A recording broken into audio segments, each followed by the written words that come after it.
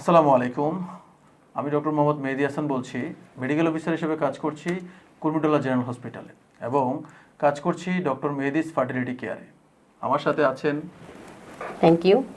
আমি ডাক্তার মাহমুদা আক্তার। এই মুহূর্তে কর্মরত আছি শহীদ সোহরাওয়ার্দী মেডিকেল কলেজ হাসপাতালে মেডিকেল অফিসার হিসেবে এবং পাশাপাশি সংযুক্ত আছি ডক্টর মেহেদিস ফার্টিলিটি কেয়ারের ফিমেল উত্তরপুস্তির সাথে। ধন্যবাদ।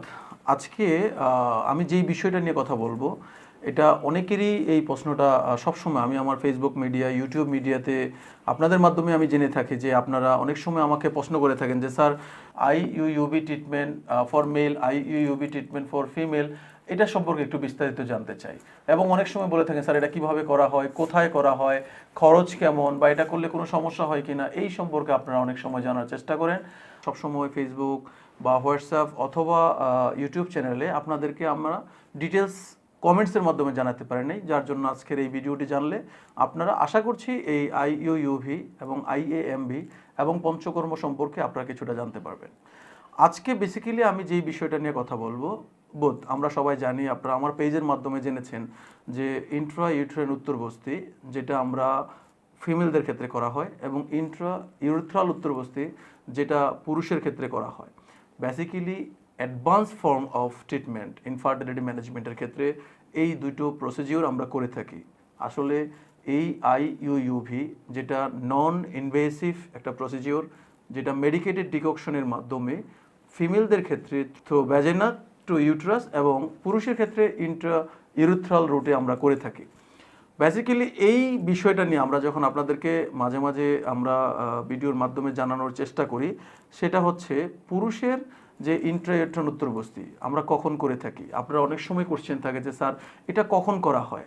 সেই কোশ্চেনের অ্যান্সারটা যদি আমরা দিই, আমরা জানি যে ইনফার্টিলিটির একটা বড় কারণ হচ্ছে abnormalities of the seminal abnormalities, যেটা আমরা জানি oligoasthenozoospermia, oligoasthenoteratozoospermia, asthenozoospermia, azoospermia, various types of condition এখানে ইনফার্টিলিটির সাথে জড়িত এবং আপনারা সেটা জানেন এবং আপনাদের রিপোর্টে এই কন্ডিশনগুলো থাকে, তখনই আপনারা এই ধরনের চিকিৎসা সম্পর্কে আপনারা জানার চেষ্টা করে থাকেন।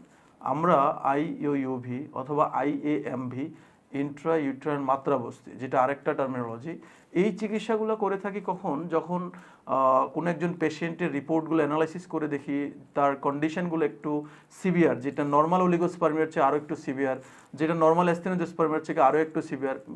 মোট কথা হচ্ছে যেটা একটু কমপ্লিকেটেড কেস, যেটা অ্যাজোস্পার্মিয়া, আমরা জানি অ্যাবসেন্স অফ স্পাম, তাকে আমরা অ্যাজোস্পার্মিয়া বলে থাকি।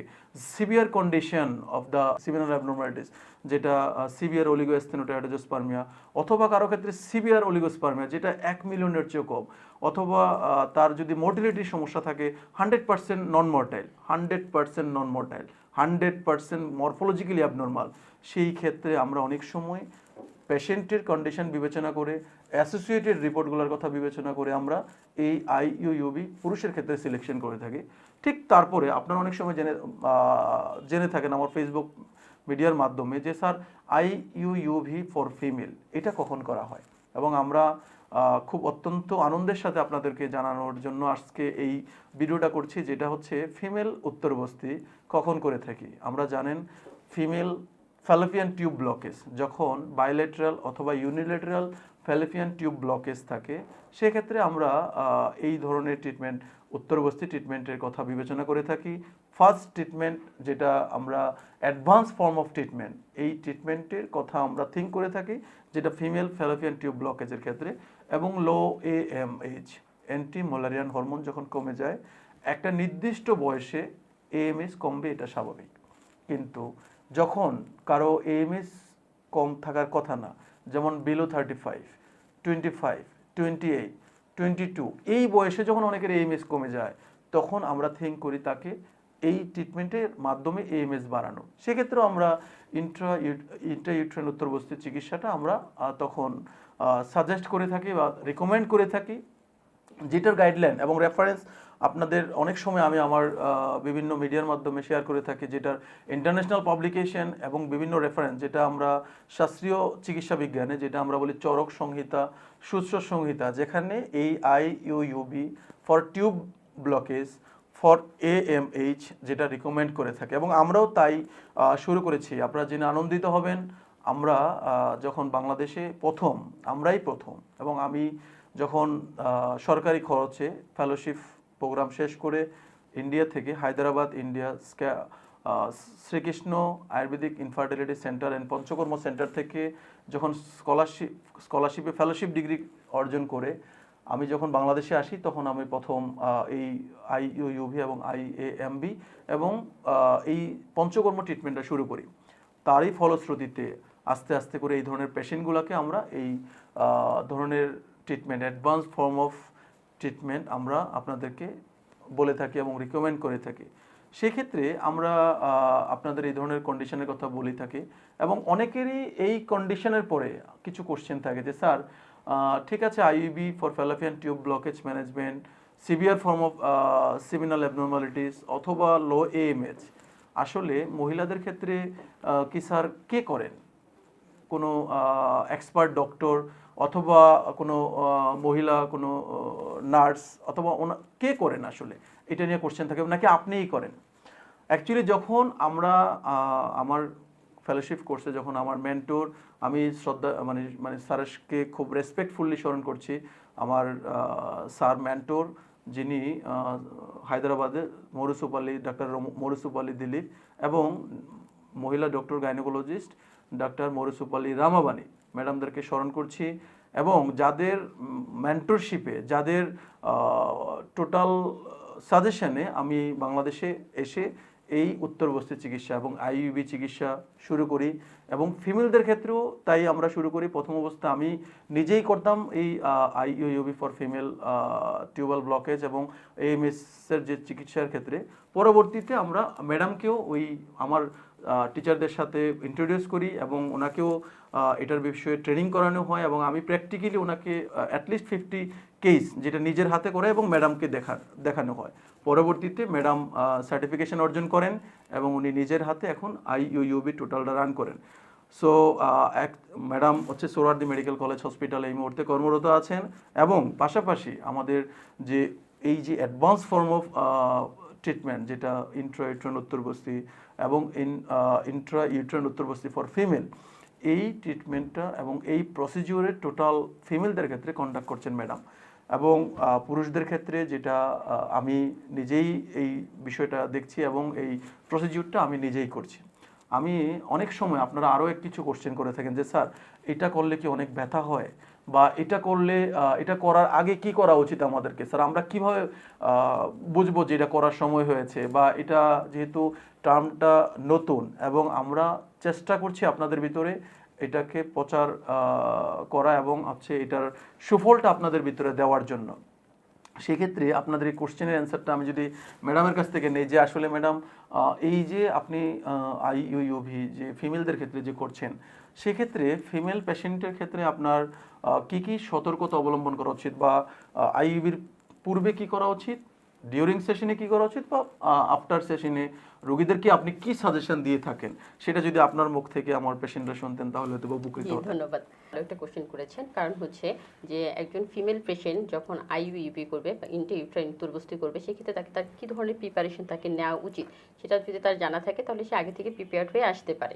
প্রথমত হচ্ছে তাকে পোস্ট প্রসিডিউর মানে প্রি প্রসিডিউরের ক্ষেত্রে তাকে যেটা করতে হয় সেটা হচ্ছে যে তার মেনস্ট্রুয়েশন সাইকেল যেদিন শুরু হবে সেদিন থেকে যেদিন শেষ হয়ে যাবে, নর্মালি আমরা 5ম দিন ধরে থাকি, কিন্তু অনেকে দেখা যায় আরও ডিউরেশনটা বাড়তে পারে, বাট যেদিন তার শেষ হয়ে যাবে, ব্লিডিং থাকবে না, নর্মালি তার পেইন থাকবে না, তলপেটে কোনো ব্যথা ট্যাথা নাই এবং কোনো ব্লিডিং নাই, সেই ক্ষেত্রে সেদিন থেকে তার শোধন এবং শোধন থেরাপি, বিরেচন শোধন করে আমরা হচ্ছে সেদিন থেকেই তার IUUB ট্রিটমেন্টটা শুরু করব। সেটা হচ্ছে পেশেন্ট টু পেশেন্ট ভ্যারি করে, কারো ক্ষেত্রে পরপর 3 দিন, কারো ক্ষেত্রে পরপর 4 দিন আমরা এটা করে থাকি। সেক্ষেত্রে তাকে অবশ্যই করার সময় তাকে এমটি ব্লাডার হতে হবে, তার ব্লাডারটা খালি করে ইউরিনেশন কমপ্লিট করে তারপরে তাকে আমরা ওই প্রসিডিওরটা শুরু করার জন্য আমরা আমাদের রুমে নিয়ে যাব এবং তাকে আমরা বেডে দিয়ে তারপর হচ্ছে মেডিসিনাল যে প্রিপারেশনটা সেটা দেওয়ার জন্য প্রিপেয়ার করব। আর যখন আমরা মেডিসিনটা দেব এবং দেওয়ার পরে ওই পেশেন্টটাকে আমরা ওই বেডে নর্মালি 10 থেকে 30 মিনিট স্টে করতে বলি। এটা পেশেন্ট টু পেশেন্ট ভ্যারি করে, সবার জন্য যেহেতু সবার কন্ডিশন এক না, সবার ডিজিজ কন্ডিশন এক না, সেই জন্য আমরা পেশেন্ট টু পেশেন্ট ভ্যারি করে 10 থেকে 30 মিনিট ওই পেশেন্টটা ওই বেডে স্টে করবে। এটা করার পরে পেশেন্টকে আমরা বলি যে 10 থেকে 30 মিনিট স্টে করলো, এর পরের প্রসিডিউরটা আসলে তাকে কী কী ফলো আপে থাকতে হবে তাকে। নর্মালি হচ্ছে ওই পেশেন্ট ওই যখন আমি করলাম ওই টাইম থেকে পরবর্তী 2 ঘন্টা সে কোনো ধরনের খাবার খেতে পারবে না, একবারে তার মিল বন্ধ থাকবে। এই 2 ঘন্টা তাহলে সে কী করবে? এই 2 ঘন্টা তার কাজ হচ্ছে নর্মালি হচ্ছে সে 2 থেকে 2.5 লিটার পানি খাবে। 2 থেকে 2.5 লিটার পানি খাবে, তাকে হচ্ছে 2টা ডাবের পানি খেতে হবে, 2টা ডাবের পানি খেতে হবে। এবং এই যে তাকে তো তখন আমরা এমটি ব্লাডার নিলাম, ঠিক আছে? এই এমটি ব্লাডার যখন তাকে এই ডাবের পানি খাবে তখন তো তার আর ব্লাডার পূর্ণ হলো, কিন্তু তখনই সে ইউরিনেশন করতে পারবে না। তাকে ইউরিনেশন করার জন্য প্রচুর প্রেশার থাকতে হবে, প্রচুর প্রেশার থাকতে হবে। নর্মালি আলট্রা করতে গেলে যেমন প্রেশার লাগে, এরকম প্রেশার না হলে সে ইউরিনেশন করবে না। যখন তার প্রেশার আসবে, অনেক বেশি প্রেশার আসবে, সেটার জন্য কোনো টাইম ডিউরেশন নাই, সেটা যে কোনো সময় হতে পারে। যে কোনো সময় যখনই হবে তখন সে ওই টাইমে যে ইউরিনেশনটা করতে পারবে। এবং এই যে মেডিসিনটা দিলাম, এই মেডিসিনটা দেওয়ার পরে আমরা তাকে বলে দিই ভারী কোনো কাজ করবে না, তারপরে হচ্ছে নর্মালি হচ্ছে তল পেটে প্রেশার দিয়ে কোনো কাজ করবে না। আর হচ্ছে এই যে আমরা করলাম 3 দিন বা 4 দিন, এই 3 দিন 4 দিন এবং পরবর্তীতে আরও 2 দিন, মানে কেউ যদি 3 দিন করে পরে হচ্ছে আরও 2 দিন, মানে 5 দিন, এবং যে 4 দিন করবে পরবর্তী আরও 2 দিন, মানে হচ্ছে 6 দিন। এই 6 দিন হচ্ছে তারা ইন্টারকোর্স করতে পারবে না। আচ্ছা, অনেকেরই ম্যাডাম এটা কোশ্চেন আছে যে এটা করার সময় কি অনেক বেশি ব্যথা হয়? নর্মালি হচ্ছে আমরা যখন পেশেন্টকে আইইউবি করি, সেই আইইউবি করার পরে নর্মালি পেশেন্টের কোনো ব্যথা থাকে না। নর্মালি হচ্ছে পেশেন্টের যে ব্যথাটা থাকে সেটা হচ্ছে 2 থেকে 3 মিনিট স্টে করতে পারে, এর চাইতে বেশি সময় স্টে করে না। কিন্তু যদি কারো ব্যথাটা দেখা যাচ্ছে লং টাইম স্টে করছে, 1 ঘন্টারও বেশি ব্যথা হচ্ছে, সেই ক্ষেত্রে আমরা ওই পেশেন্টকে বলি যে ওই পেশেন্ট যদি আমাদেরকে ইনফর্ম করে যে হ্যাঁ আমার হচ্ছে ব্যথা হচ্ছে, ব্যথার সাথে আমরা তাকে জিজ্ঞেস করি তার অন্য কোনো কন্ডিশন আছে কি না।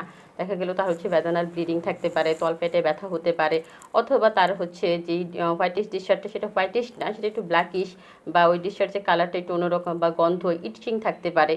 এই ধরনের প্রবলেম যদি থাকে তাহলে পেশেন্টকে আমরা নর্মালি ইউরিন আরই করতে দিই, কারণ পেশেন্টের যেহেতু ইউটিআইটা খুব কমন এবং ইউটিআই তাদেরকে হওয়ার সম্ভাবনা সবচেয়ে বেশি থাকে, সেহেতু তো ইউরিন আরই করে দেখা যায় পাসসেল থাকা যেতে পারে। তখন এই যে পাসসেল থাকবে, তখন এই পাসসেল থাকলে আমরা দেখা যাচ্ছে ওই ট্রিটমেন্ট প্রসিডিউরটা ওইভাবে যেতে হয়।